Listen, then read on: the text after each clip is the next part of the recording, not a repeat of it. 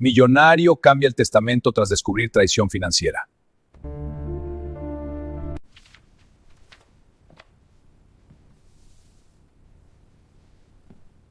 Antes de adentrarnos en la oscuridad de esta historia, quiero pedirte algo muy breve pero importante. Si valoras este tipo de relatos honestos y humanos, por favor, suscríbete al canal y deja tu like ahora mismo. Es un gesto pequeño para ti, pero para mí significa que estamos conectados en esta conversación. Gracias de verdad. Nunca olvidaré el sonido exacto que hace una copa de cristal de Bohemia al chocar contra la mesa de caoba cuando el silencio es absoluto.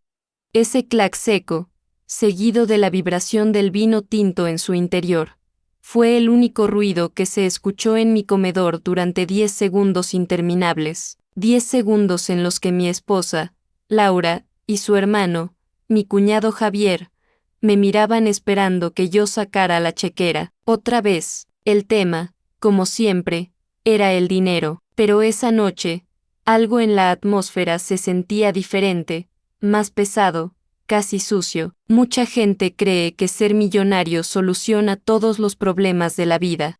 Piensan que la abundancia es un escudo contra el dolor, pero no saben que a veces funciona como un imán para la traición más íntima. Si te quedas hasta el final de este video, te aseguro que tu forma de ver a tu propia familia y tus finanzas personales va a cambiar drásticamente. Lo que descubrí esa noche me obligó a replantearme quién dormía a mi lado. Por favor, no salgas del video mientras escribes tu opinión. Quiero leer en los comentarios qué hubieras hecho tú en mi lugar.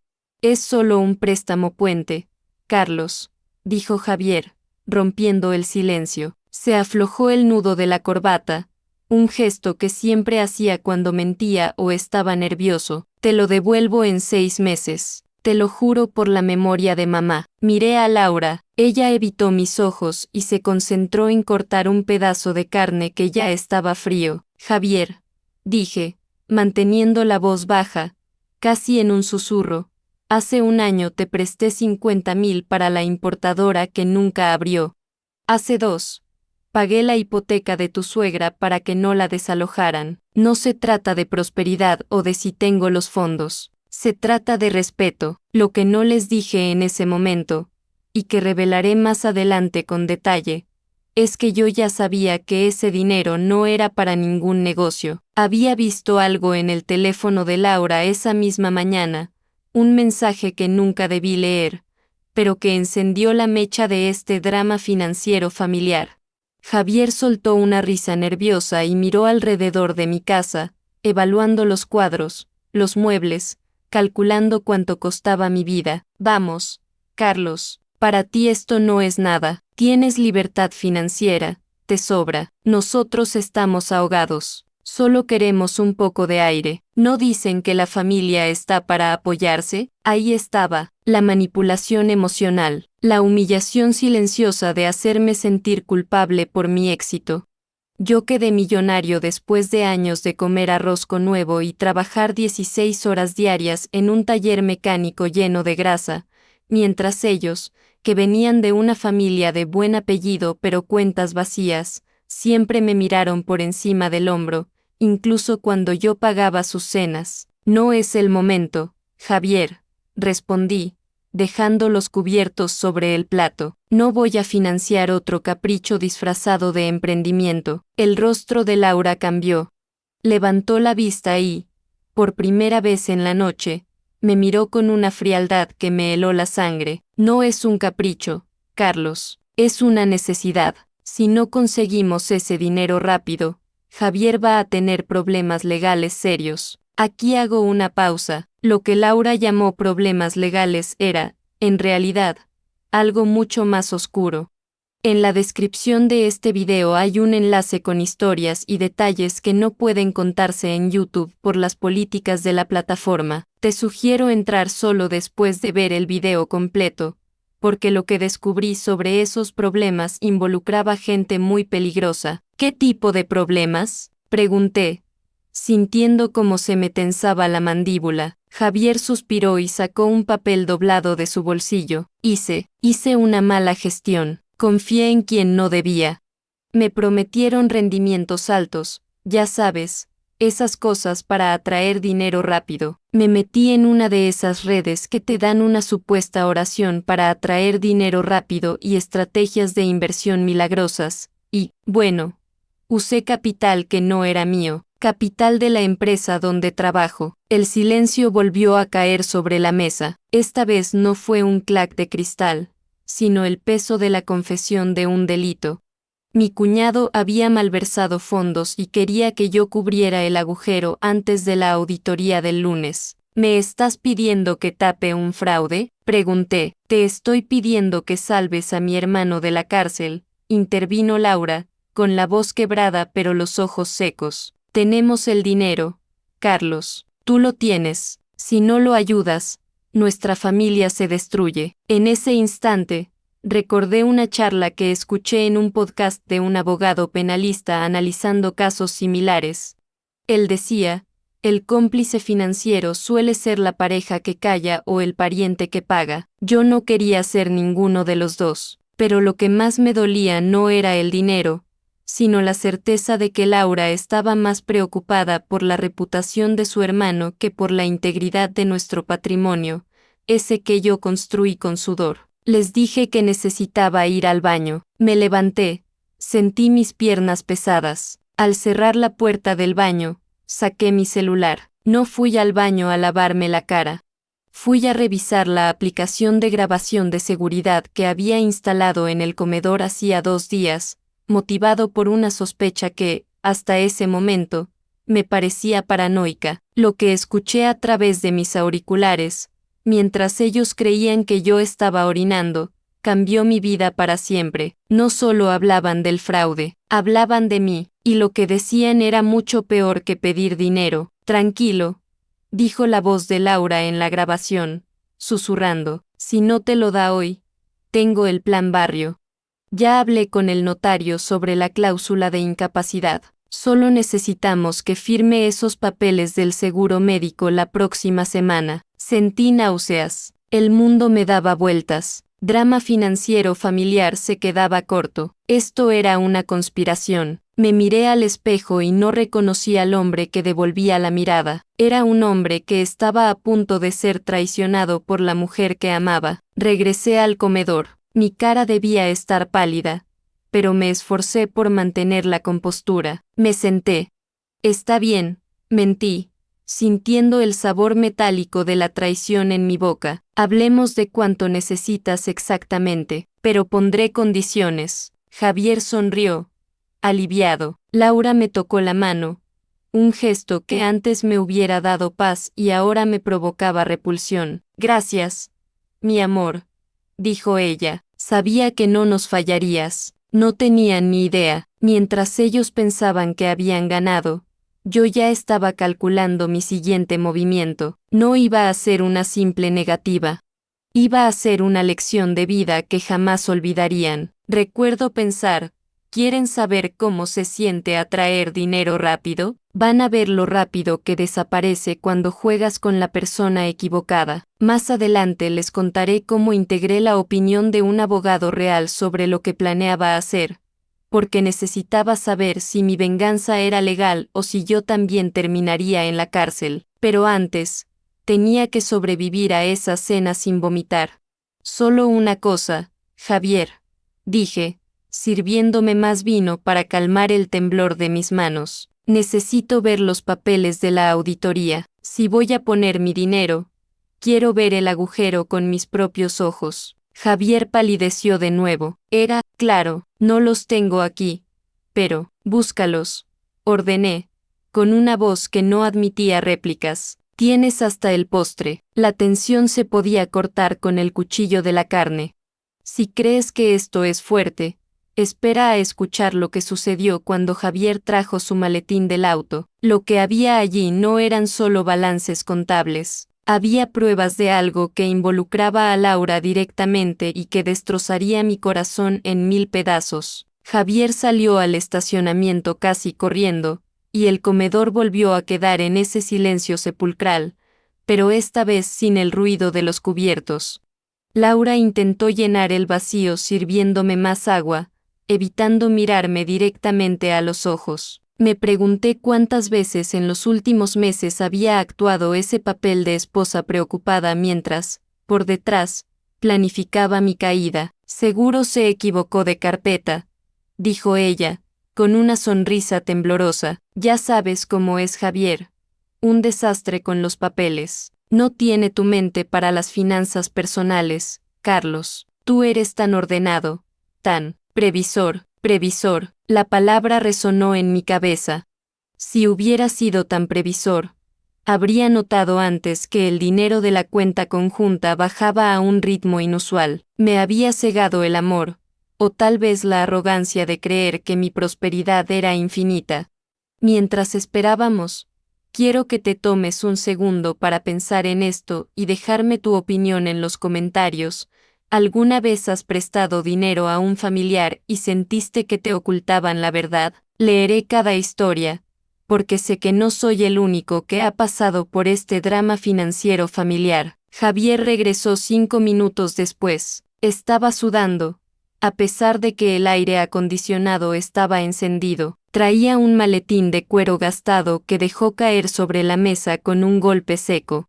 Aquí está, dijo, respirando con dificultad. Lo esencial. Abrí el maletín. No había balances oficiales auditados. Lo que encontré fue un caos de pagarés, capturas de pantalla de transferencias dudosas y correos impresos con amenazas de embargo. Pero lo que más me llamó la atención fue la naturaleza de las deudas. No eran pérdidas operativas de una empresa legítima. Eran deudas de juego y de plataformas de inversión de alto riesgo, esas que prometen atraer dinero rápido con esquemas piramidales. Javier, dije, pasando las hojas lentamente, esto no es de la empresa, esto es tuyo. Te gastaste el dinero en... ¿Qué es esto? ¿Criptomonedas basura? ¿Apuestas deportivas? Laura se llevó las manos a la boca, fingiendo sorpresa, pero yo la conocía. Su sorpresa llegó una fracción de segundo tarde. Ella ya lo sabía. Quería multiplicarlo.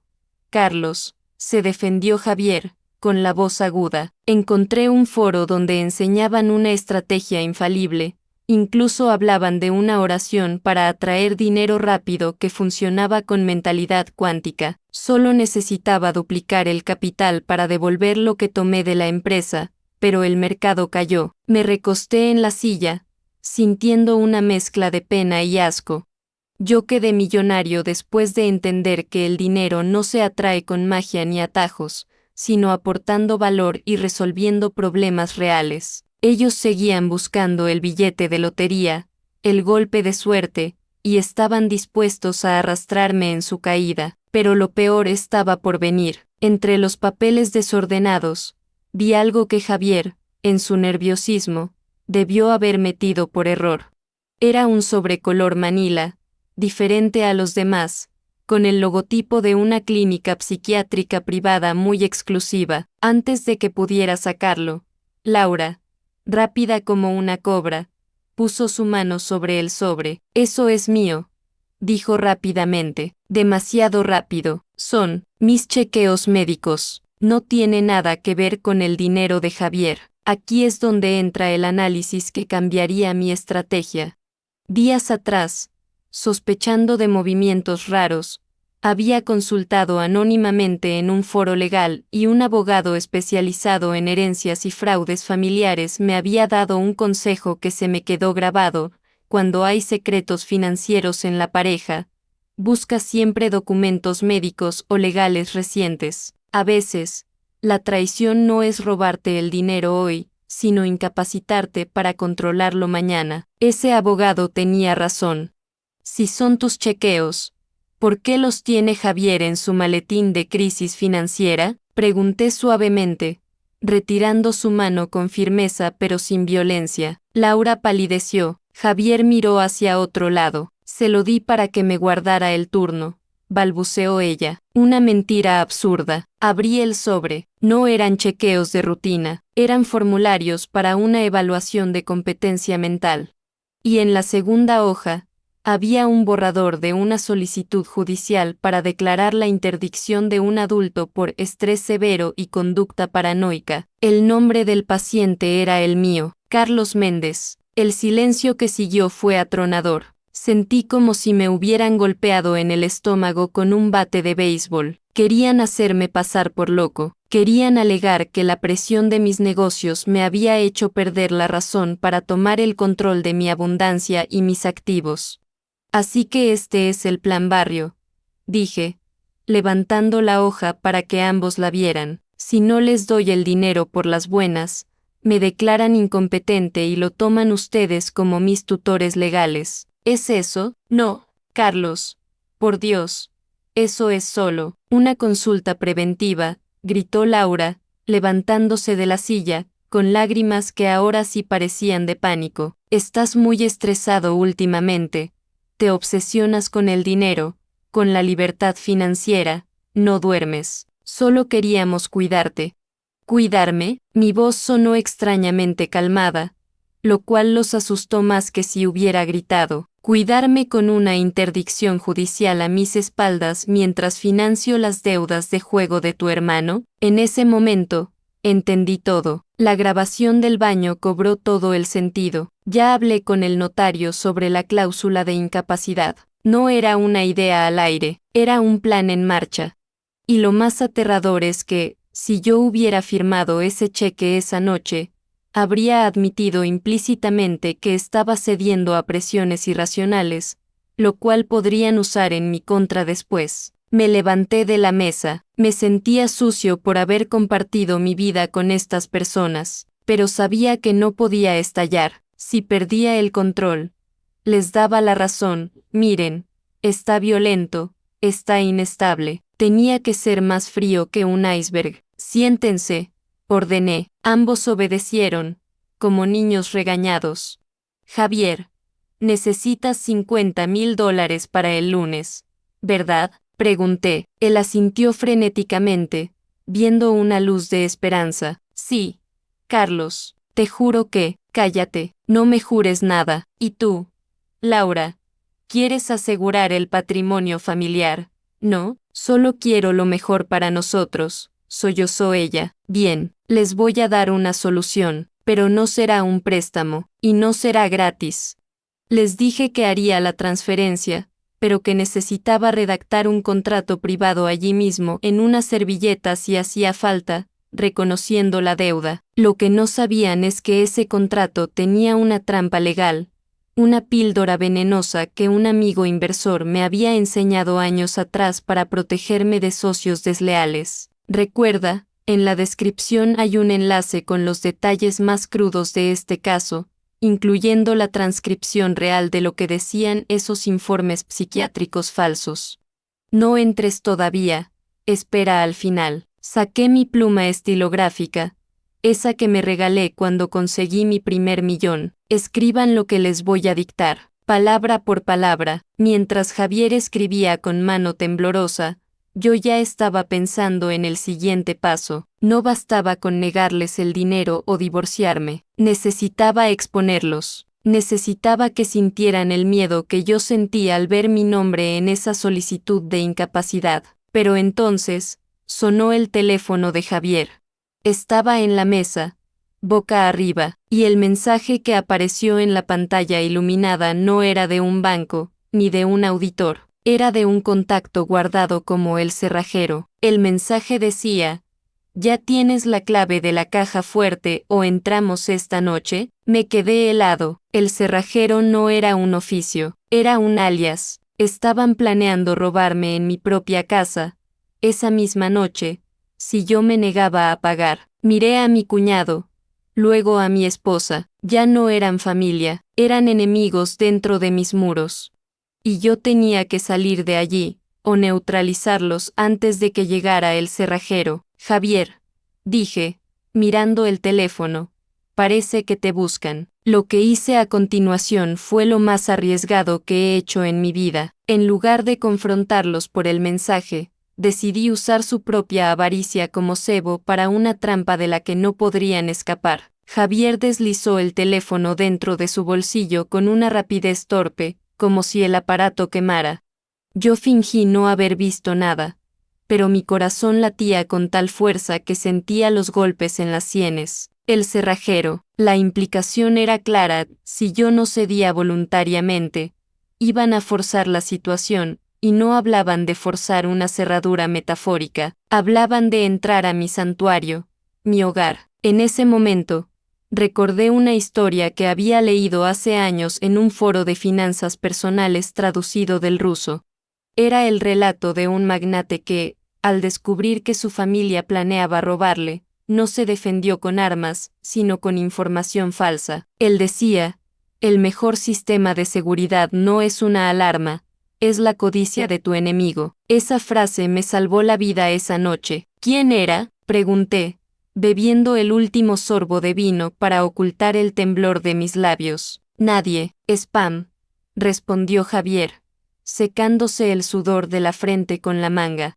Entonces, Carlos, ¿el dinero? Dijiste que nos darías una solución. Me puse de pie lentamente, apoyando las manos sobre la mesa para mostrar dominancia, aunque por dentro me sentía acorralado. Tienen razón, no tiene sentido pelear. El dinero es solo papel, ¿verdad? La abundancia va y viene. Lo importante es la familia. Laura soltó un suspiro que pareció desinflarla. Se acercó y me abrazó. Pude oler su perfume, el mismo que yo le había regalado en nuestro aniversario, y sentí una repugnancia tan profunda que tuve que contener la respiración. Sabía que entenderías, susurró en mi oído. Eres un buen hombre, Carlos. Soy un hombre que está a punto de meterlos en una trampa, pensé, pero en voz alta dije: vamos al despacho. Tengo efectivo en la caja fuerte, suficiente para cubrir el desfalco y que Javier no vaya a la cárcel mañana. Caminamos por el pasillo.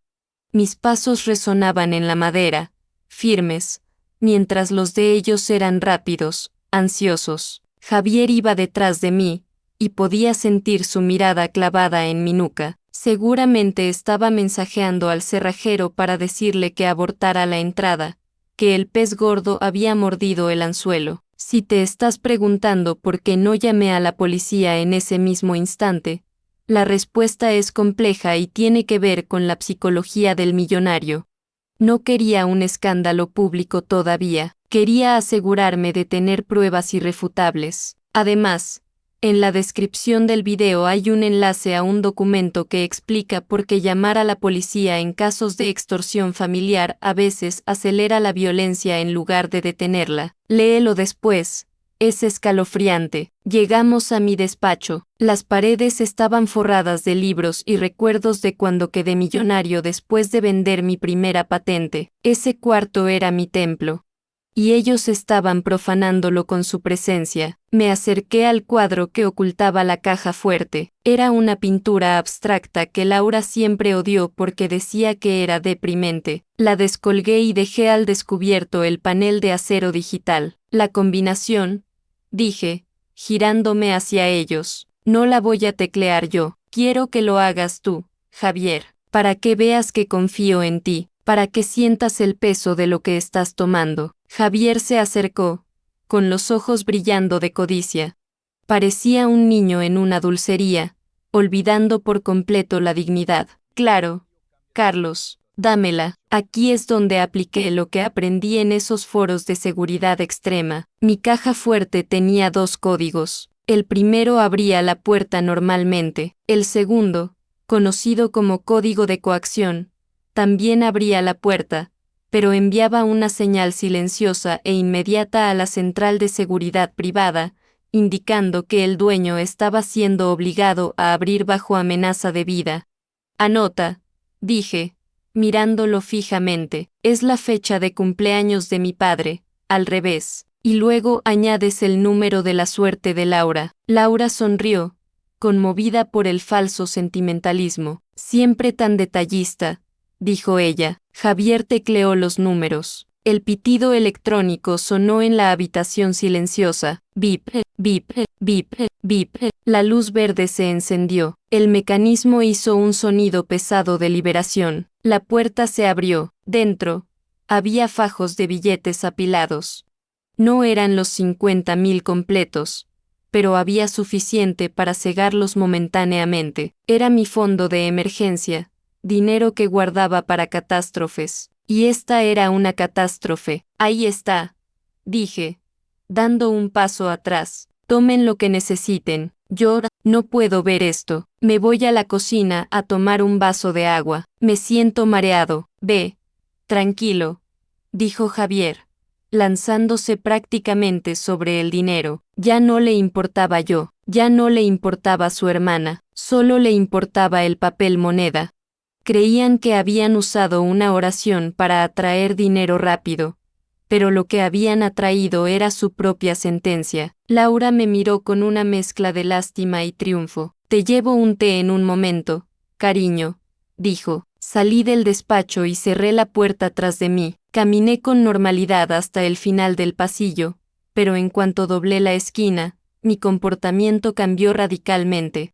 Corrí hacia la entrada principal, aseguré la puerta con el cerrojo de seguridad extra y activé el bloqueo perimetral desde mi celular. Nadie podía entrar, pero más importante, nadie podía salir sin que sonara una sirena ensordecedora. Me encerré en el baño de visitas de la planta baja, el único lugar con una ventana pequeña que daba a la calle trasera. Me senté en el borde de la bañera, con el celular en la mano, viendo el cronómetro. La señal de coacción había sido enviada hacía 2 minutos. La seguridad privada tardaría otros 3 en llegar, y la policía, alertada por ellos, quizás 5. Miré la pantalla de mi teléfono. Tenía una notificación de la aplicación de seguridad, alarma silenciosa de pánico activada, protocolo de secuestro iniciado, micrófonos del despacho activados. Me puse los auriculares. Necesitaba saber qué decían mientras se llenaban los bolsillos con mi dinero. Lo que escuché me heló la sangre más que cualquier amenaza física. No estaban hablando de deudas. ¿Crees que se tragó lo del préstamo?, decía Javier, con la voz distorsionada por la euforia. Es un idiota. Lo es, respondió Laura. Su voz sonaba fría, calculadora, sin rastro del amor que fingía hacía segundos. Pero tenemos que apurarnos. El cerrajero dice que el camión para sacar los muebles llega en 1 hora. Me quedé paralizado. ¿El camión? No solo querían el efectivo, no solo querían la interdicción mental. Planeaban vaciar la casa esa misma noche, aprovechando mi supuesta crisis nerviosa para internarme a la fuerza y desmantelar mi vida pieza por pieza mientras yo estaba sedado en alguna clínica. El drama financiero familiar había mutado en un robo organizado a gran escala. ¿Y qué hacemos con él si vuelve del baño antes de que llegue la ambulancia?, preguntó Javier. Hubo un silencio breve. Luego, Laura respondió con una frase que jamás podré borrar de mi mente y que me hizo entender que mi matrimonio había sido una farsa desde el día 1. Tengo las gotas en el bolso. Si se pone pesado, le damos una dosis doble en el té. Dormirá hasta que estemos firmando los poderes notariales mañana por la mañana. Así tendremos libertad financiera real, sin tener que pedirle permiso para cada centavo. Me quité los auriculares, temblando de rabia. Querían drogarme. Querían anular mi voluntad para robarme la prosperidad que tanto me costó construir. En ese momento, sexta las luces azules reflejándose en los azulejos del baño. La policía había llegado, pero yo no quería que simplemente los arrestaran. Eso sería demasiado fácil. Quería que sufrieran la humillación pública. Quería que su traición quedara expuesta ante todos. Recordé el consejo de aquel foro de internet: la mejor venganza no es la cárcel, es la destrucción de la reputación. Salí del baño. Tenía que llegar a la entrada antes que la policía derribara la puerta, para controlar la narrativa, pero al cruzar el salón, vi que la puerta del despacho se abría. Javier y Laura salían, con bolsas llenas de dinero y documentos. Nos encontramos cara a cara en el pasillo. Ellos se congelaron. Yo sonreí, por primera vez en toda la noche, una sonrisa genuina y aterradora. ¿Se van tan pronto?, pregunté suavemente. La fiesta apenas comienza. Carlos, empezó Laura, llevando la mano a su bolso, probablemente buscando las gotas. No lo hagas, advertí. Escuchen. El sonido de las sirenas ya no era lejano. Estaban en la puerta. Golpes fuertes retumbaron en la madera de roble. Policía, abran la puerta. El color desapareció de los rostros de mi esposa y mi cuñado. Javier soltó la bolsa con el dinero. Los billetes cayeron al suelo, desparramándose como hojas muertas. ¿Qué hiciste?, susurró Javier, con los ojos desorbitados. Les di lo que querían, respondí, caminando hacia la puerta para abrir. Querían atraer dinero rápido, ¿no? Pues acaban de atraer a la policía con la misma velocidad. Lo que sucedió cuando abrí esa puerta fue un caos, pero un caos orquestado. Sin embargo, hubo un detalle que se me escapó, un error de cálculo que casi me cuesta todo, porque mientras la policía entraba, el teléfono de Javier volvió a sonar, y esta vez, yo contesté.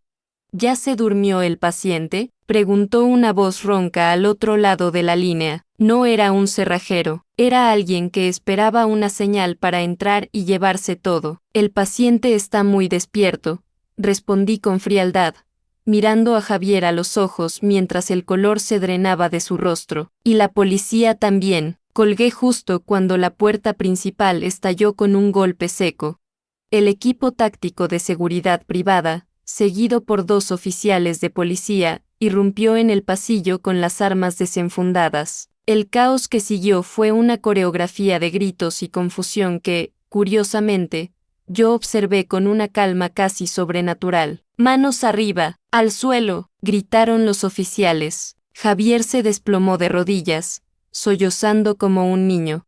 El hombre que minutos antes exigía dinero y hablaba de finanzas personales con arrogancia, ahora era un guiñapo tembloroso en mi alfombra persa. Laura, sin embargo, se quedó de pie un segundo más, mirándome con un odio tan puro que sentí escalofríos. «Esto es un error», gritó ella mientras un oficial le sujetaba las muñecas. «Es mi marido, está sufriendo un brote psicótico. Nos obligó a abrir la caja fuerte». Ahí estaba, la carta de la locura. Intentaba usar la narrativa que habían construido en esos informes falsos para desacreditarme en tiempo real. Si yo reaccionaba con ira, le daría la razón. Así que hice lo que un verdadero millonario con inteligencia emocional haría, jugué el papel de la víctima confundida y dolida. «Oficial», dije con voz suave, levantando las manos abiertas para mostrar sumisión, «soy el dueño de la casa». Activé la alarma de pánico porque mi esposa y mi cuñado intentaron drogarme para robarme y firmar poderes notariales bajo coacción. El oficial me miró, evaluando la situación. Javier en el suelo rodeado de billetes. Laura gritando histérica. Yo, tranquilo, vestido impecablemente, junto a la caja fuerte abierta. La imagen hablaba por sí sola. En ese momento recordé un análisis legal que había leído en un blog de abogados penalistas sobre delitos de guante blanco en el entorno doméstico. El artículo decía, el delincuente financiero familiar siempre intentará invertir la carga de la prueba, acusando a la víctima de inestabilidad mental para invalidar su testimonio. Yo estaba viviendo ese artículo en carne propia. «Revisen su bolso», dije, señalando la cartera de diseño que Laura había dejado caer. «Busquen un frasco pequeño, gotas». El oficial más joven tomó el bolso. Laura intentó patearlo, pero ya estaba esposada. «No tienen derecho», chilló. «Es medicina homeopática, es para su estrés, para ayudarlo a atraer dinero rápido con calma. Él está obsesionado con la prosperidad». El oficial sacó un frasco de vidrio ámbar sin etiqueta, lo destapó y lo olió con cautela. «Esto no huele a homeopatía, señora, huele a químico fuerte». Más tarde, el análisis toxicológico confirmaría que era un sedante veterinario potente. Si me hubieran dado la dosis que planearon en el té, probablemente habría entrado en paro respiratorio.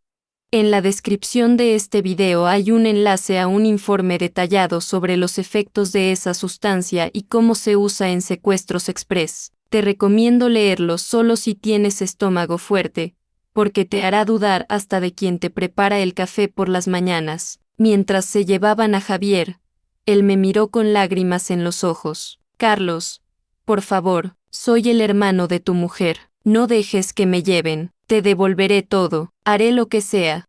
Rezaré esa oración para atraer dinero rápido todos los días si quieres, pero no me denuncies. Me acerqué a él, lo suficiente para que solo él pudiera escucharme. La abundancia no se consigue robando a la familia, Javier, se consigue con honor. Y hoy, tu única herencia es una celda. Ver cómo se llevaban a Laura fue lo más difícil.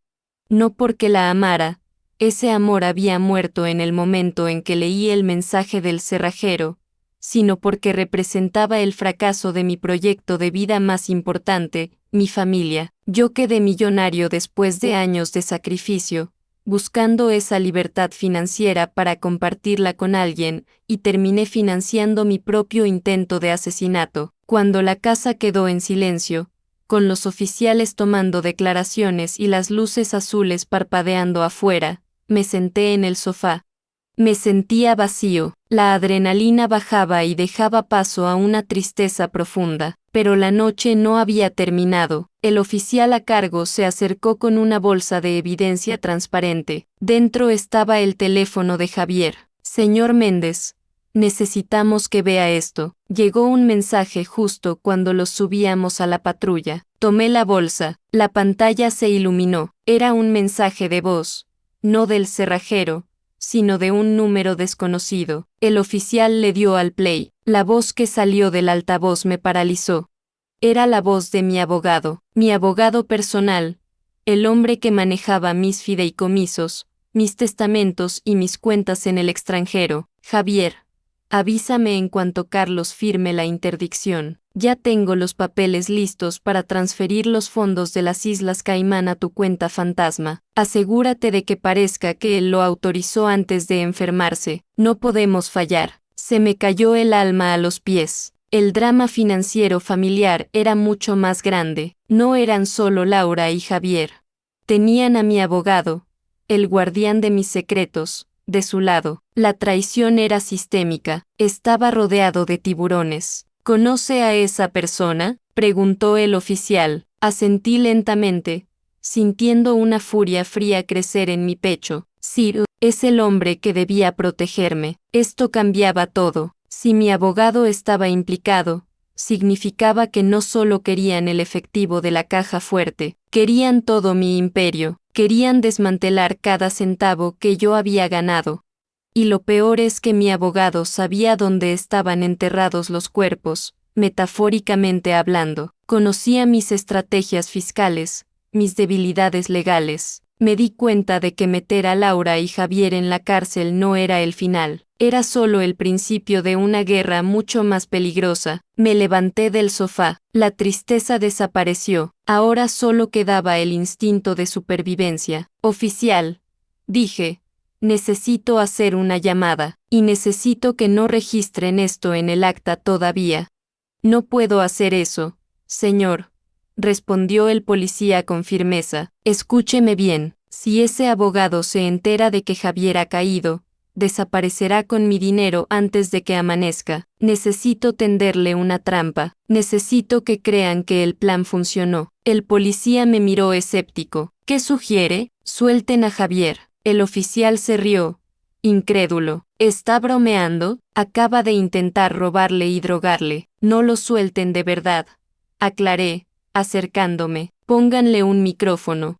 Díganle que si colabora para atrapar al pez gordo, reducirán su sentencia. Javier es un cobarde. Venderá a su propia madre por salvarse el pellejo. Hará que mi abogado venga aquí esta misma noche a celebrar. El oficial lo pensó durante unos segundos eternos. Sabía que era irregular, pero también sabía que atrapar a un abogado corrupto era un trofeo mucho mayor para su carrera. Si sale mal, es su responsabilidad. No saldrá mal, aseguré, porque esta vez, yo escribo el guión. Les contaré cómo preparé el escenario para la caída final de mi abogado, usando técnicas de negociación que aprendí en el mundo de los negocios y que apliqué esa noche para salvar mi vida. Pero antes, quiero que piensen en algo. ¿Cuántas personas conocen realmente sus finanzas personales? ¿A quién le han dado poder sobre su prosperidad? Mientras traían a Javier de vuelta del coche patrulla, pálido y temblando, me preparé para la actuación de mi vida. Tenía que fingir que estaba drogado, que el plan de ellos había funcionado, para que mi abogado entrara en la boca del lobo. Me senté en mi sillón, desabotoné mi camisa y me despeiné el cabello. Javier entró, escoltado por 2 policías de paisano que se escondieron en la cocina. Llama al abogado, le ordené a Javier. Dile que ya estoy dormido y que firmé los papeles. Dile que venga a buscar el botín. Javier marcó el número con manos temblorosas. Puso el altavoz. Sí, contestó la voz del abogado. Ya está hecho, dijo Javier, con la voz quebrada. Carlos está fuera de combate. Venezuela, voy para allá. Prepara el champán. Hoy somos ricos. Colgó. Miré a Javier. Hoy no, Javier. Hoy nadie es rico. Lo que sucedió cuando mi abogado cruzó esa puerta 20 minutos después no fue un arresto normal. Fue una revelación que sacudió los cimientos de mi existencia y me mostró que el origen de esta traición venía de mucho más atrás, de un secreto del pasado que yo creía enterrado. Me acomodé en el sillón de cuero, dejé caer la cabeza hacia atrás y cerré los ojos, fingiendo estar bajo los efectos del sedante. Mi respiración era lenta y rítmica, pero mis oídos estaban tan agudos como los de un animal en peligro. Escuché el motor de un coche de lujo detenerse en la entrada. Luego, el sonido de la puerta principal abriéndose con la confianza de quien se siente dueño del lugar. Era Roberto, mi abogado, el hombre que había diseñado mi estructura de finanzas personales, el padrino de mi boda, el arquitecto de mi libertad financiera legal. ¿Está hecho?, preguntó Roberto al entrar al despacho. Su voz no tenía ni un ápice de preocupación, solo una arrogancia fría. Sí, respondió Javier, con la voz temblorosa que no necesitaba fingir. Está ahí, no se mueve. Sentí los pasos de Roberto acercarse a mi sillón. El aroma de su colonia cara invadió mi espacio personal. Me dio una palmada suave en la mejilla, una falta de respeto que me hizo hervir la sangre. Pobre Carlos, dijo Roberto, soltando una risa seca, siempre tan obsesionado con la prosperidad, con el trabajo duro. Nunca entendió que en este mundo hay 2 tipos de personas, los que trabajan y los que cosechan. Él sembró, nosotros recogemos. ¿Trajiste los papeles?, preguntó Javier, siguiendo el guión que la policía le había marcado, aunque se notaba que estaba a punto de desmayarse del miedo. Claro que sí, la transferencia de los activos a la fundación en Panamá está lista. Solo necesitamos su huella digital en el lector biométrico del teléfono para autorizar la transacción final. Con la declaración de incapacidad que firmará mañana cuando despierte en la clínica, nadie podrá impugnar que hoy estaba lúcido. Es el crimen perfecto. Ni siquiera necesita una oración para atraer dinero rápido. Solo necesita un abogado inteligente y una familia codiciosa. Esa frase me golpeó. Roberto no solo quería mi dinero, despreciaba mi esfuerzo. Yo quedé millonario después de décadas de sacrificio, y para él, yo solo era un peón en su juego de ajedrez. ¿Y qué pasa con Laura?, preguntó Javier. Ella se queda con la casa y una pensión, respondió Roberto con desdén. El resto, el grueso de la fortuna, lo manejaremos tú y yo. Bueno, yo lo manejaré. Tú solo gastarás lo que yo te permita para que no levantes sospechas. No creo que eso sea posible, Roberto, dije, abriendo los ojos de golpe y enderezándome en el sillón. El rostro de mi abogado se transformó. Pasó de la suficiencia al terror absoluto en una fracción de segundo. Dio un paso atrás, tropezando con la alfombra. Carlos, pero, Javier dijo que, Javier mintió, interrumpí, poniéndome de pie.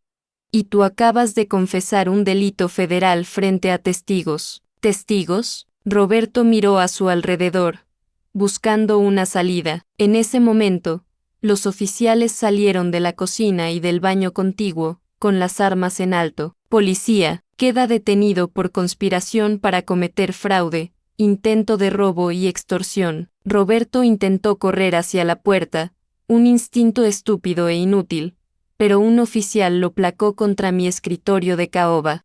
Mientras lo esposaban, me miró con un odio que jamás había visto en un ser humano. «Tú no te mereces ese dinero, Carlos», gritó, perdiendo la compostura. «Yo construí tu imperio, yo te protegí legalmente, sin mí serías un mecánico sucio, y sin mí», respondí con calma, acercándome a él, «tú solo serías un abogado mediocre con deudas de juego. La diferencia es que yo sé cómo se gana el dinero, tú solo sabes cómo robarlo». Ver cómo se llevaban a Roberto fue el cierre de una noche infernal.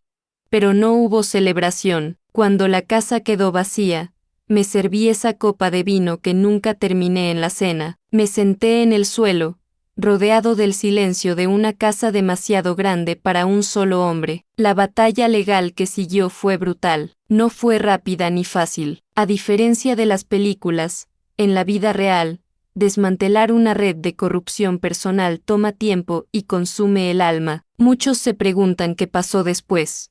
Para satisfacer esa curiosidad morbosa, y porque es parte del formato de Donde están ahora que tanto gusta, aquí está el desenlace de los protagonistas de este drama financiero familiar. Javier cumplió 2 años de prisión gracias a su colaboración con la policía para hundir a Roberto. Hoy trabaja en un almacén de logística, cargando cajas. Irónicamente, dice que es la primera vez que siente que gana dinero honrado, aunque sigue comprando billetes de lotería soñando con atraer dinero rápido.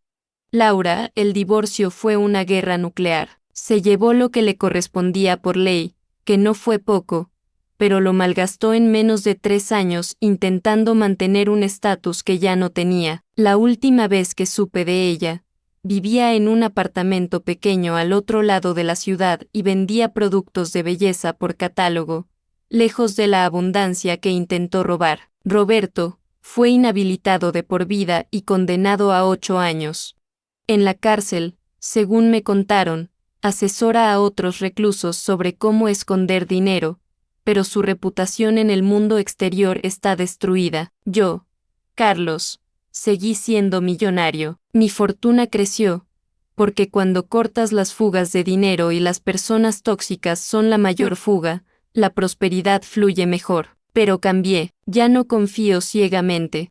Aprendí que la verdadera libertad financiera no es solo tener dinero en el banco, sino tener la paz mental de saber que quienes te rodean te quieren a ti, no a tu cartera. Entendí que el dinero es un amplificador, te hace más de lo que ya eres, y muestra quiénes son realmente los demás. Si son leales, el dinero los hace más generosos. Si son traidores, el dinero los hace monstruos. Antes de despedirme, quiero decirte algo importante. Si estás pasando por una situación donde sientes que tu familia o tu pareja te manipulan por dinero, no lo ignores. No esperes a encontrar un sedante en tu té o una demanda de incapacidad. Protege lo tuyo. No es egoísmo, es supervivencia. Si esta historia te ha hecho reflexionar, por favor deja tu opinión en los comentarios. ¿Qué habrías hecho tú con Javier? ¿Lo habrías perdonado? Te leo. Y recuerda, lo que te conté hoy es solo la versión pública. Hay detalles de la conversación con Roberto en la cárcel, y cosas que descubrí en el teléfono de Laura, que son demasiado oscuros para YouTube. Esta historia no termina aquí. Hay relatos que nunca pude subir al canal. El enlace está en la descripción.